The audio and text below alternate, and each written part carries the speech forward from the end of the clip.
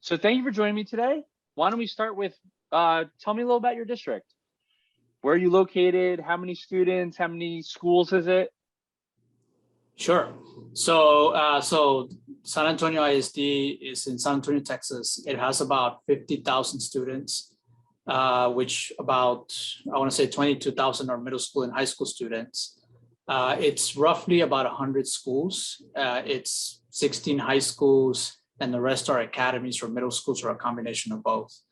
And it is majority Hispanic, so about 95% of our kids are Hispanic. And it is, I think we're 88% economically disadvantaged. So it's in the urban core of San Antonio.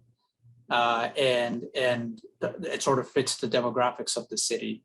And that's the district, yeah. Wow. So tell me about yourself. So what do you do at San Antonio?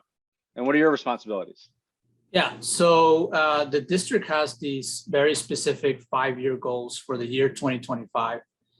Goal number 10 is to increase the percent of graduates attending college. So we are seeking to have 70% of graduates attending college by 2025. I am basically the district department that mobilizes that work. We're called Post-Secondary Initiatives Department. I'm the director. And that's basically all we do is we try to create these college-going cultures so that that reflects on our college-going rates. It's not just specifically college, but it really is about just being ready for the next step. But we are very much in the mindset of, if we can get our students to get a second piece of paper beyond their high school diploma, we can really help improve their socioeconomic upward mobility. And so I know you're a SchooLinks user, and we're kind of a match made in heaven, but I assume you had a platform before that. So what made you look for a college and career readiness platform? So this is my 4th year with the district. When I first started, that year that I first started was the last year of the current RFP for the college and career readiness platform we were using. So inherently, we wanted to look at options. It wasn't so much that we were unhappy at the time with the platform itself, but we wanted to make sure we were not losing on any other potentials that were out there. SchooLinks got on our radar about late fall that year of when we were going to start up the new RFP process in the spring. And it was just, at the time, we were just collecting potentials. The one thing, though, that I think I was able to bring a different lens to for the district was to really evaluate the tool for how it helps us with our outcomes, rather than just having the tool because it's nice and it does what we want it to do. It was really, does the tool fit our ambitions? Not so much, do we just have a tool? And knowing that we had this very concrete college enrollment goal, I was able to set up for the district very concrete college enrollment indicators. So these are probably things you might be familiar with: FAFSA completion, the percent of graduates that are accepted to college, the ones that earn a scholarship. And what we started to do was a very simple, does the current tool really gives us that? Those indicators, does it help us track our goals? And if it doesn't, we have to have a conversation about a tool that does. Because that's really what we were going after, is how do we monitor and how do we help schools monitor in the easiest way possible, the amount of less clicks possible, so that we can keep monitoring data and not. I think the biggest frustration was we were downloading spreadsheet after spreadsheet after spreadsheet. We had to process our own things, calculate our own averages, filter our own students.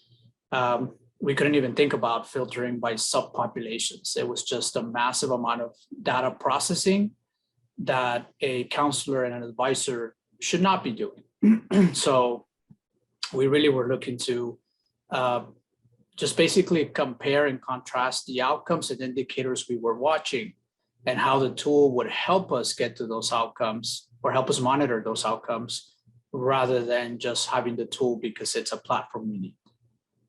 Of course, and if I could dive into that a little bit. So it sounds like what you're talking about is, from where you sit kind of at the district, you're supporting all these different schools and all these different cohorts of people, and you were just sending them spreadsheets beforehand, right? Or getting the spreadsheets yourself and trying to do some analysis so they can get some level of insight. Is that right? Well, It was also that we didn't, as a district, we didn't have a clear understanding of what we were watching. We knew we wanted to improve college enrollment. That's been happening since 2015. But we weren't really sure about the indicators that led to that. The things you measure on a more frequent basis throughout the year, which then should help you, get to your outcome of increasing college enrollment. And I don't think that analysis have been done well. And at the time when we really started doing this work, it was just where we were. We were trying to understand what to watch. But as soon as we started getting a better grasp, it was basically around the time that I started that we really started to ask those questions. And not because necessarily I was asking them, but I was definitely asking them, that allow us to really say, does this match? Is a tool really helping us match to the things we need? Because currently, at the time we were really thinking about this, the way that a counselor and advisor was approaching data was very much, it takes me a lot of time to do it. Then I have to download 4 or 5 separate spreadsheets to just be able to get at 3 or 4 indicators. It just seemed like a lot of time was spent in the process of acquiring and processing the data, where I couldn't really get to the point of just doing something about the data, where I could improve it or intervene and help kids sort of do what they need to do. So that was really a big sort of revelation, if you will. Like we were seeing the indicators we were saying we should monitor, but then finding it really frustrating to really get at it quick enough for us to focus on interventions with students or with activities in students, rather than spending a whole day processing a spreadsheet just to then know what list I should go after. Of course. And so what was that reaction from counselors and even students and maybe even teachers when you had implemented SchooLinks and, been like, hey, we're not going to send you Excels anymore. We're not going to spend all day, combing through data. I don't think it was the celebration that you might expect. I think first and foremost, it came at a time, like we adopted SchooLinks July 2020. So just after March 2020, when the pandemic hit, that was our first using SchooLinks. Maybe not a great time for a new system. Right. And yes, I was probably very alone. I had a small group of colleagues probably that would have made that decision.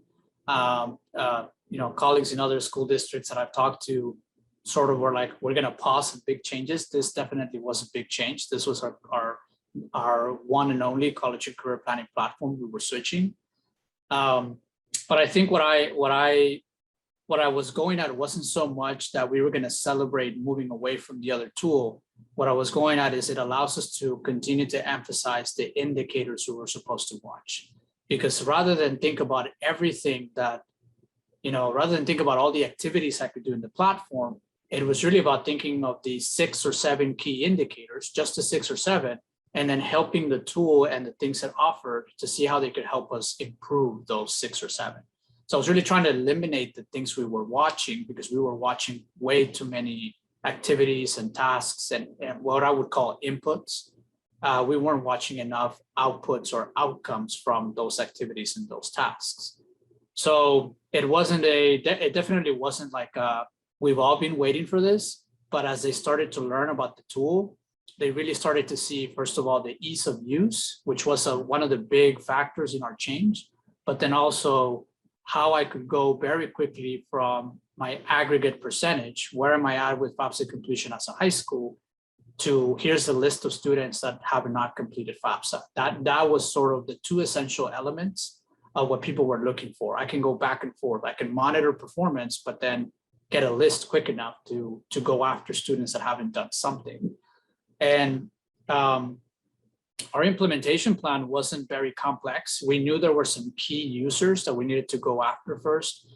Our college-bound advisors, our counselors at the high schools. We were doing some work with our middle school counselors, but we knew we couldn't really say, all right, this is the year to go train teachers and registrars and even custodians and cafeteria workers. Like we weren't there. So we focused on really those 2 populations. If we get our counselors and our advisors to focus and learn the tool well, then we can increase our concentric circles. We can go to the next level. So we created a SharePoint. We made sure we had what I call like the quick videos. So just quick videos of how to log in, how to click here, go here. And so we started housing all of that. We were able to set that up to where we automated support. Besides the chat that SchooLinks has, I mean, that's already wonderful in and of itself. We were able to complement that by having all of these quick videos in the context of SAISD, right? So there's a way to log in to all apps in the district, SchooLinks included. We needed to tell staff how to do that and how to tell kids how to do that. So, it wasn't the best year for implementing something completely new, but I think because we went after it for the right reasons, we decided to switch because we needed to monitor the things we were saying we were going to monitor in a quick and easy way. It didn't feel burdensome for staff. And part of the implementation, I think that I would also mention is that we also were not used to having a partner that was really partnering, that could listen to what we were trying to say and do something about it, however much they could do about it. We were very much used to, here's the tool, you figure out how to go around it, instead of, can we make these processes here, here, and here, or these clicks here, here, and here more efficient? That was wonderful, because my staff felt like they could reach out and that they were going to get a genuine answer, not a, well, this is just the way the tool is type of answer. I mean, that's great. We love to partner with districts, and really we care about making sure that all of you, that you and your entire staff are as efficient as possible. And you talk a lot about how it's having the data to be able to intervene before something bad happens to a student, to really drive those positive student outcomes. And that's what we want. That's why we love working with you and your team and all of our districts. So, we talked about how it wasn't the best time to kind of do the implementation, but we're past that now. You've been using it for a little while. Your staff has been using it for a little while. How's it going now? How's that increase been? Has there been an increase in any of those, leading indicators to drive those student outcomes? Has there been an increase in FAFSA completion, or any of those other leading indicators of adoption and that kind of stuff? So it's not because of SchooLinks, but it's just a sort of bad to look at increases from 2020 to 21, just because of the pandemic. I think where this is that the adoption itself, I have yet to hear anybody say overall negative things about the tool.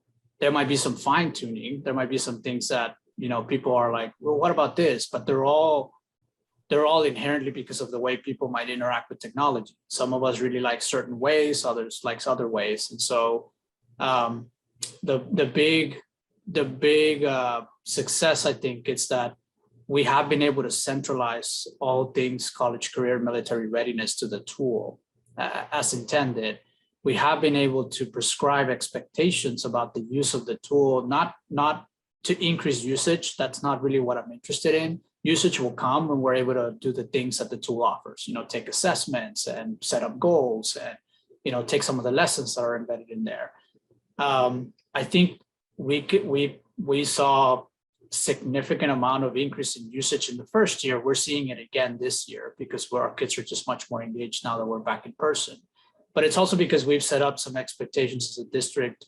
We created this scope and sequence of very specific activities every grade level between 6th and 12th grade. And it's only like 2 or 3 per grade level. The list gets a little bit longer in 12th grade. And in SchooLinks itself, there are many to-dos that students have to do. But when we talk to staff about it, there's really only like at the most, maybe 10 things that they have to do senior year within the platform. And they go down to 3 things they have to do in the 6th grade. So we try not to overwhelm our staff in terms of, here are all the things you can do, so go after them all. It's like, we're going to start out small. We'll do 3 today, maybe in a few years, we'll go to 4 and more and more. And I think that has allowed for a lot of usage. One of the things that I have to give you guys prop on is when the students take the Would You Rather assessment, the kiddos are able to see what choices of high schools they have based on the industries or the responses they're getting from that test. And that's been a bit of a game changer because we do have a lot of choice in our district, but it's always been hard to really promote that in a way that makes sense to a student. We can talk to parents all day long about all of these high schools have all of these different programs, but it's much better to have a test result that tells us you're really interested in engineering.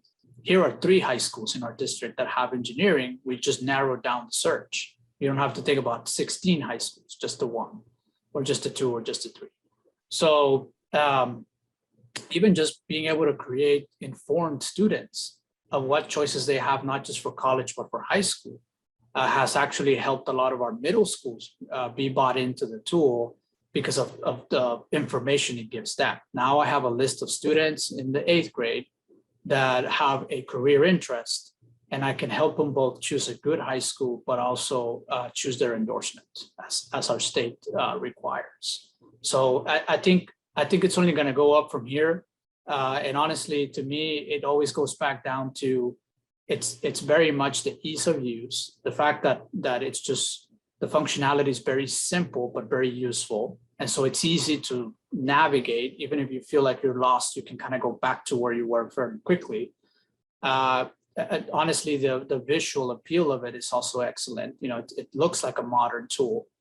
And at the end of the day, I think we've had enough buy-in from leadership because it's so central. It allows us to monitor data. So an assistant superintendent can monitor the data they need to monitor, all the way down to a counselor who probably needs to monitor more stuff. They can also monitor at the level they need, the amount of schools or number of kids or grade levels that they need.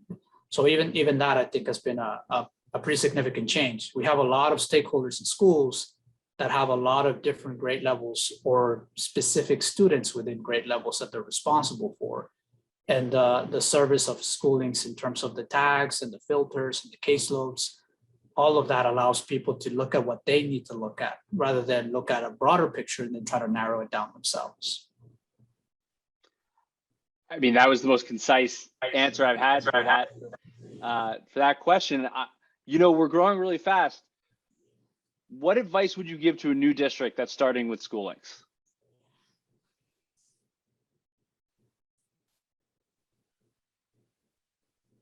I think a lot of us spend a lot of time again in the inputs. I would advise another school district to define the outcomes for yourself, and then to make sure that SchooLinks is monitoring those outcomes. So a simple example I always give is you really should always be monitoring how many kids complete the FAFSA, not how many workshops for FAFSA you're doing. The workshops are an input that helps you in FAFSA completion. FAFSA completion is the thing you watch, and that gives schools the choice to do whatever they need to do, a workshop, a one-on-one, an evening thing, or a day thing, but it's really monitoring the outcome or the output, the FAFSA completion, that would help to drive success. So I can tell you that I've been in the place where we were using tools without really not understanding what our outputs were supposed to be. And so it very quickly like waters down the effectiveness of a tool. So I think you really want to think about what outcomes am I watching? What's my watch list? Because what we measure, we treasure. And so we should be able to know these are the things I need to watch on a daily basis. Is the tool watching them? Is it helping me watch them? Maybe even making it easier for me to watch them. And if that's true, I can tell you that a place like SchooLinks that decides on a lot of, like, I can see in the principles of the design of the platform, the ability to monitor data at different levels for different people, for different students. It's going to be very easy for you to get buy-in from schools. It's already modern. It already looks nice. Kids already like it because it looks modern. It looks minimalist, which compared to other tools, it's just a better look, at least for me. But it really comes down to the district saying it's helping us watch what we need to watch, and just make sure it does. And I think SchooLinks, pretty much 99% of the time, probably 100% of the time, you'll be able to watch it anyway. You just need to find it for yourself first. Well, that's all the questions I had. Thank you so much for sharing your story and sharing how you and your district are using SchooLinks. And I hope everyone can learn from it. Of course. Thank you for the opportunity, David.